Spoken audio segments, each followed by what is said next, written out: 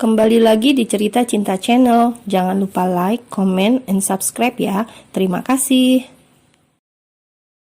Ajeng menyingkirkan tangan suaminya yang memeluk dirinya. Tanpa diduga, pria itu terjaga hingga tak melepas sedikit pun, tapi malah mengeratkan posesif. "Mas, aku mau bangun, kamu memindah Ruby ke pinggir," tuduh Ajeng sembari menyingkirkan tangan Abi yang enggan melepaskan. "Semalam Ruby rewel, aku timang karena kamu gak bangun. Giliran mau aku taruh ke ranjang, kamu udah geser sendiri. Ya udah, aku taruh Ruby di dekat tembok," jelas Abi yang membuat Ajeng terdiam. Semalam mungkin Ajeng terlalu lelah hingga tak sadar kalau Ruby terbangun. "Kamu hubungi Hanan ya kalau hari ini pindah," ucap Abi tak ingin menunda. "Kenapa buru-buru? Aku harus meminta pendapatnya. Sebaiknya kamu pulang dulu saja," ujar Ajeng tak ingin cepat-cepat. "Setidaknya ketemu dulu dengan Mama biar kalian bisa saling mengenal," bujuk Abi pantang menyerah. "Kenapa kamu jadi maksa? Aku kan udah bilang belum mengiyakan." Kedatangan Anto ke rumah Ajeng siang itu jelas untuk urusan pekerjaan, serta mengabari agenda sidang lanjutan perceraiannya. Pria itu juga sedikit banyak ikut meyakinkan Ajeng tentang kasus Hanan yang tidak melibatkan Abi sama sekali.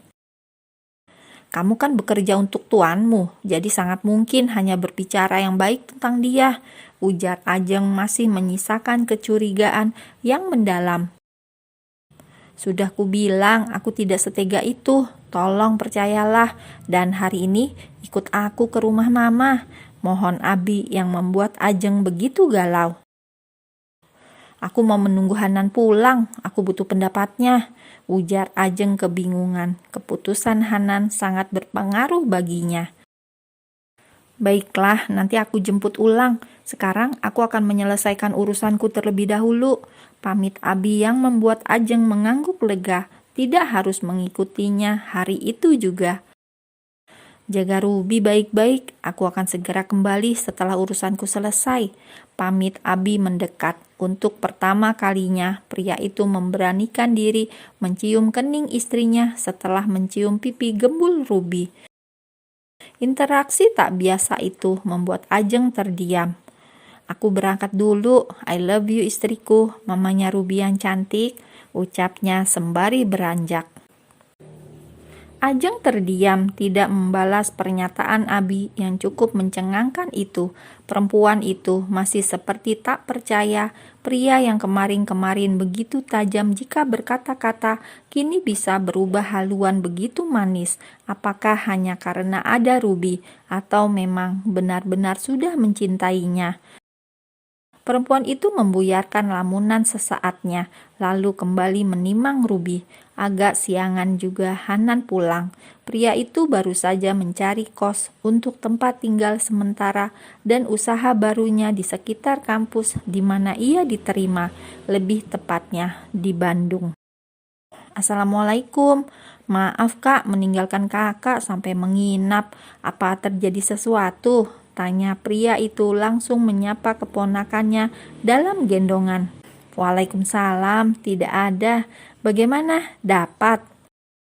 "Dapat, tapi tempatnya agak mahal. Kalau di pinggir bisa juga kebeli, tapi harus jual rumah kita yang lama. Gimana menurut Kakak?"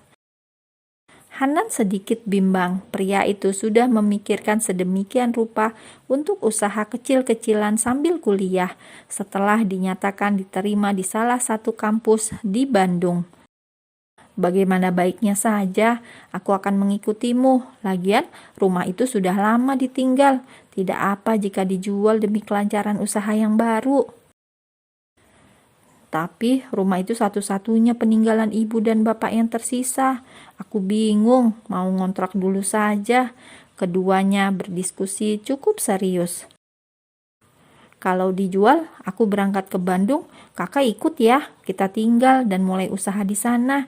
Jangan tinggal di sini dengan Ruby saja. Aku tidak tega," kata Hanan mendadak galau. "Ada hal yang ingin aku bagi denganmu, Hanan. Kemarin Mas Abi kesini. Aku sebenarnya bingung. Dennis juga menanyakan kejelasan statusku. Kakak harus gimana ya? Ajeng mulai galau dengan perasaannya.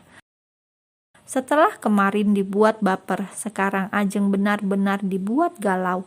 Apalagi perlakuan Abi yang terlampau manis, tentu membuat sedikit banyak mengusik hati Ajeng yang sesungguhnya hanya wanita biasa. Sama halnya dengan perempuan pada umumnya, suka dimanja dan disayang, terlebih diperhatikan sampai diperjuangkan, merasa dicintai sesungguhnya. Aku tidak akan memaksa ataupun mencegah. Kakak berhak memberikan keputusan mutlak yang sekiranya baik untuk kedepannya. Perkara tentang kecelakaan aku tempo dulu, aku sudah ikhlas asal tidak ada yang membuat kakak dalam kesulitan lagi. Bagaimana kalau Abi terlibat? Apa itu namanya bukan sebuah tindak kejahatan yang keji? Aku masih ragu, walau hati kecilku berharap tidak, kata Ajeng mulai gamang. Aku masih berharap tidak, walaupun tidak punya cukup bukti.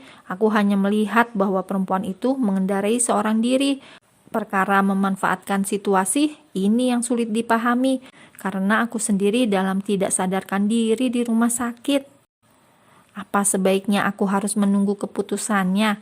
Biar bagaimanapun aku masih terikat dan Ruby anaknya. Aku takut Mas Abi murka. Dan ini akan menyulitkan kita nantinya kalau kita pergi begitu saja. Memang seharusnya perkara nantinya pindah atau tetap tinggal tanpa mengikuti Hanan, Ajeng harus membicarakan dengan Abi karena ini juga akan menjadi tempat tinggal Ruby. Kalau itu yang terbaik, kakak harus meminta pendapatnya. Baru setelahnya kita pikirkan kembali sambil nunggu rumahnya terjual, ujar Hanan memberi jeda waktu. Sebenarnya Ajeng sore itu menanti kedatangan Abi, namun yang ditunggu-tunggu tidak kunjung datang hingga pagi. Perempuan itu sedikit gelisah lantaran harus memusyawarahkan apa keputusannya nanti. Apakah alasannya hanya itu? Kenapa Ajeng mendadak gelisah sekali tanpa kabar pria itu? Dihubungi saja kak, daripada nggak tenang gitu. Mungkin saja kak Abi sedang sibuk, jadi nggak sempet nelpon kakak, usul Hanan demi melihat kakaknya mondar-mandir tak karuan. Katanya cinta, dasar pria. Di saat mulutnya begitu manis, ternyata janjinya penuh kepalsuan belaka. Gumam Ajeng menggerutu sendiri, mengingat perlakuannya kemarin-kemarin begitu manis, bahkan tak pernah absen bertelepon dalam sehari walau sekali, dan berdalih menanyakan Ruby. Mendadak perempuan itu begitu kesal dan merasa di PHP-in semata, karena merasa gemas tak kunjung mendapat kabar dan tak terlihat batang hidungnya. Hari berikutnya, Ajeng memberanikan diri telepon lebih dulu pria yang masih berstatus suaminya itu. Sayang sekali, tidak ada jawaban dan handphonenya tidak aktif sama sekali. Bahkan waktu bergulir hingga seminggu ini, Abi meninggalkan rumah tanpa kabar. Ajeng jelas kembali mengabaikan perasaannya. Perempuan itu sudah tidak ingin berharap apapun, biar itu untuk kebutuhan Ruby sekalipun. Entah mengapa, Ajeng mendadak sakit hati dan tak tentu begini hatinya. Seharusnya perempuan itu menyadari bahwa dirinya memang tidak harus bersamanya, karena pria itu hanya main-main, tidak sungguh mencintai, dan pada akhirnya pasti memilih Vivi kembali. Aku sudah memutuskan akan ikut denganmu. Sebaiknya memang yang di sini dijual saja.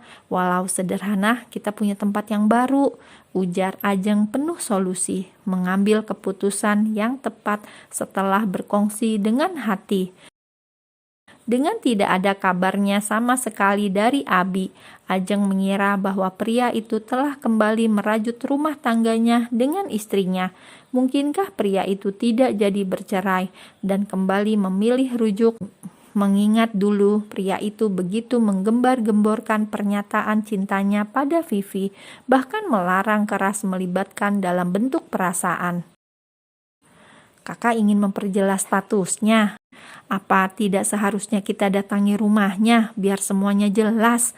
Ujar Hanan cukup kasihan dengan kejelasan status pernikahan kakaknya.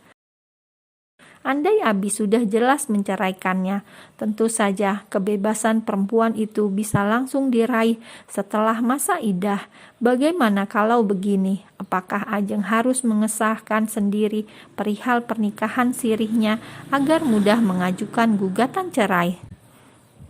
Perempuan itu jelas galau, status yang digantung cukup mengusik hatinya, terlebih perasaannya yang terombang-ambing antara pria itu dan Dennis sudah menunggu cukup lama.